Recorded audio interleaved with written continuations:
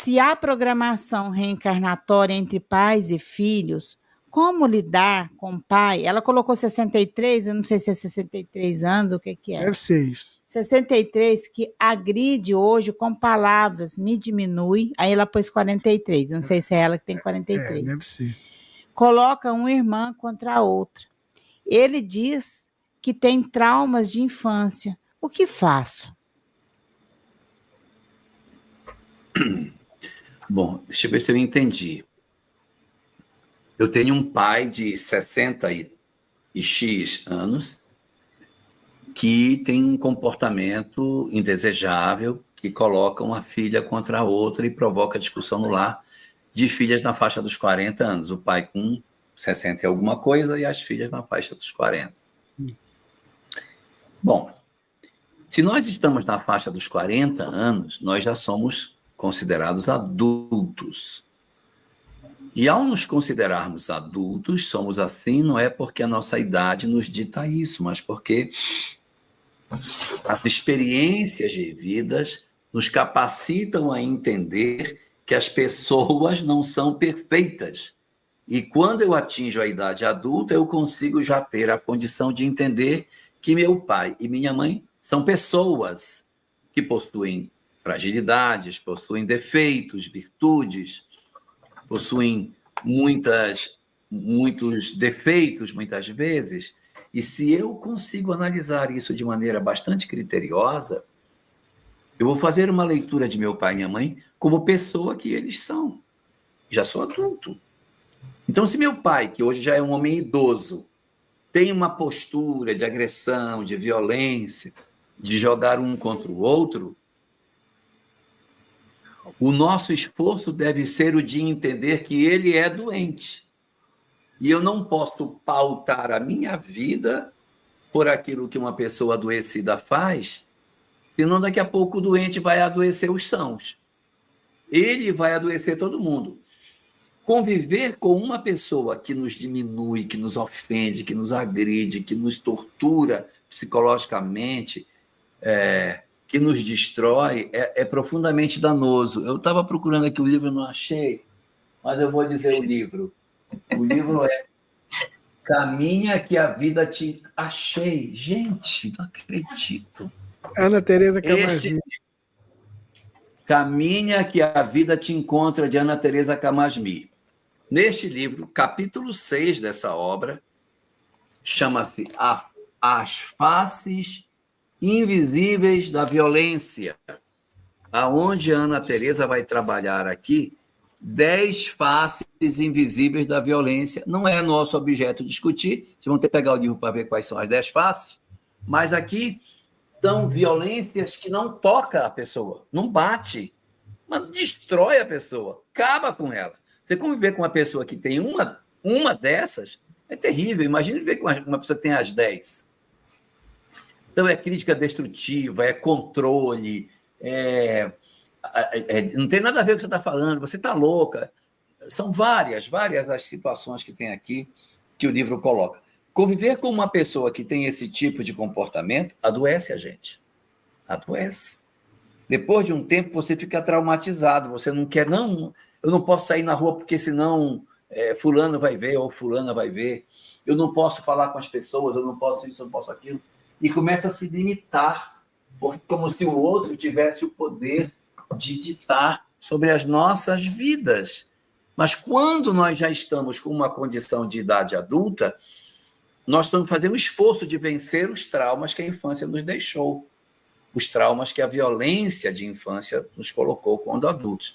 Libertar-se do processo opressivo de pai e de mãe é muito difícil, porque eles são referências da verdade.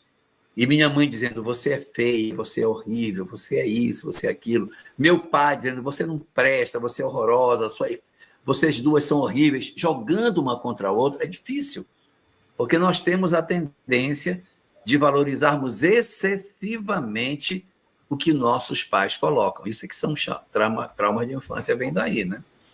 O excesso de valor que a relação familiar com o pai e mãe nos oferece. Mas o que nos importa fazer? Entender que ele é doente. Promover em nós, portanto, uma ressignificação do sentido do que ele seja. Eu não posso mais estabelecer a ele o pedestal de pai que tem a referência da verdade e que eu me submeto ao seu querer.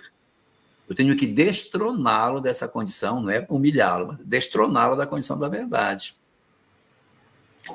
E ser capaz de entender que ele é doente, que ele é uma pessoa com fragilidades emocionais, porque não é saudável que uma pessoa viva desse jeito. E na medida em que eu ressignifico meu pai como alguém passível de erro e que, portanto, eu não tenho que dar uma atenção,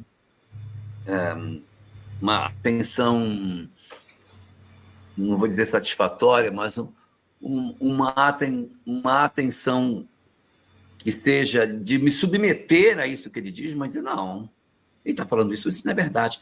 Eu tenho que ter leitura crítica do que ele fala. É difícil? É muito difícil. Agora, uma última coisa que eu quero falar, passar para a Sami, que ela vai trazer boas contribuições disso, mas uma última coisa que eu quero dizer é o seguinte: também, quando a gente vive isso, a gente tenta manter a nossa distância amorosa, né? A gente fica perto, mas não vive junto, porque se viver junto vai adoecer de vez. Ele tem 60 e poucos anos, tem 40. Dá para viver, se for possível economicamente, num canto, visitá-lo quando for necessário, frequentemente, mas sem viver debaixo do mesmo teto, se for possível, para termos saúde emocional. Conviver com pessoas assim adoece a gente. E você precisa ter instrumento para reagir a isso, senão você é colhido no amargor e na doença que o outro tem, ele arrasta você para dentro do buraco. Isso é muito importante e Joana de Ângeles nos traz muita informação. Coisa querida, olha só. Joana de Ângeles nos traz muita informação sobre isso na série psicológica, no livro 9 da série, Amor, Imbatível Amor, tratando dos traumas de infância e das relações familiares, tá? Gente, nascer numa mesma família nunca é o acaso. Vou tentar ser breve. As obras básicas, o Evangelho segundo o Espiritismo coloca que o normal, a mais das vezes, ou seja, na maioria das vezes, está escrito lá, quem renasce no mesmo lar são pessoas que se amam já no mundo espiritual, se conhecem de outras existências, se dão bem e dizem, vamos continuar o nosso processo evolutivo, vamos formar uma família. Esse é o legal, o normal, e é o que deveria ser a situação de todos nós. Mas o Evangelho diz, mas pode acontecer, ou seja, por causa das nossas perrengas, dos atritos que nós criamos do passado, que numa família se reúnam pessoas que tenham aversão uma com a outra. E nas diversas situações, cada caso é um caso do laço de família. Então, desafetos podem renascer com vínculos de pai, filho, mãe, irmão, tio, o que for. Ou seja, o destino nos amarra. Porque quando é amiga a gente não gosta, a gente desaparece, mas o destino nos amarra para que a gente resolva. E aí vai dizer, mas por que já não sabia que a pessoa ia nascer problemática e ia maltratar? Ninguém nasce com planejamento de ser problemático e maltratar alguém. Existe no planejamento reencarnatório uma proposta. Você vai renascer neste lar, vai reencontrar fulano, ele vai ter um vínculo e você está sendo convidado a ser diferente do que sempre foi, a ser melhor, a promover uma transformação moral. Você ficou aqui no mundo espiritual 100 anos, se preparando para renascer. Passou por todo o processo de reflexão, de crescimento, de amadurecimento, que a gente viu André Luiz, por exemplo, passar. Agora é hora de você e ele, que passaram por esse processo, esquecerem para serem autênticos e não ficar, mas eu aprendi lá, ser autêntico, ou seja, faz parte da minha alma, o que eu aprendi. E vão renascer no mesmo lar. Vão sentir uma natural aversão, mas vão sentir um impulso de dizer, eu não vou me deixar levar pela raiva, eu não tenho vontade de ofender, como ofendeu no passado, mas eu não quero fazer isso.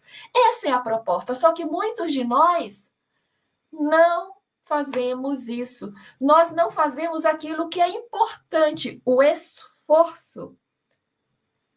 O esforço que se faz para dominar as nossas más inclinações, condição para se ser um verdadeiro espírita. É o esforço que essas almas não fazem. Então, muitas vezes, essas almas que colocam a culpa nos pais, em Deus, no obsessor, eu sou assim, não por mim, é por eles. É porque eles, o instinto do passado veio e eles não se esforçaram para se reeducarem, para calarem quando queriam agredir verbalmente, por exemplo.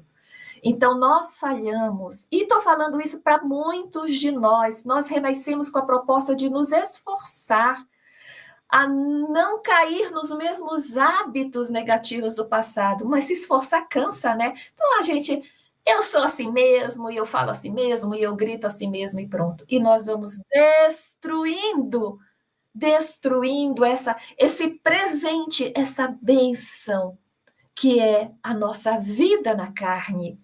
É uma bênção, gente, é uma trabalheira que dá para que a gente consiga montar e se reunir com as pessoas que a gente precisa resolver o problema para que quando a gente desencarne, a gente voe para um lugar melhor, deixar o nosso lá para trás e se reunir as pessoas que a gente ama. Enquanto nós não resolvermos as nossas perrengas, a gente vai ter que se reencontrar com essas pessoas. E aí a gente vai se afastando daqueles que a gente queria estar perto, porque tem que ficar perto desses que a gente não quer conviver, não quer perdoar. Então, o convite é para que os filhos não façam o que os pais fizeram com elas. É claro que às vezes não dá nem para abraçar. Não dá para nem dizer eu te perdoo, porque vai dizer perdoa de quê? Eu que tenho que te perdoar. Mas dá para não odiar, para não sentir raiva. Busquem ajuda, busquem terapia. Façam, sim, se o terapeuta, o psicólogo orientar esse afastamento, mas não com raiva, não o abandono, que talvez um dia, na velhice, eles precisem de vocês como mais uma oportunidade, quando eles estiverem mais frágeis, mais uma tentativa de reunir e treinar esse processo de cura desse conflito que existe entre vocês.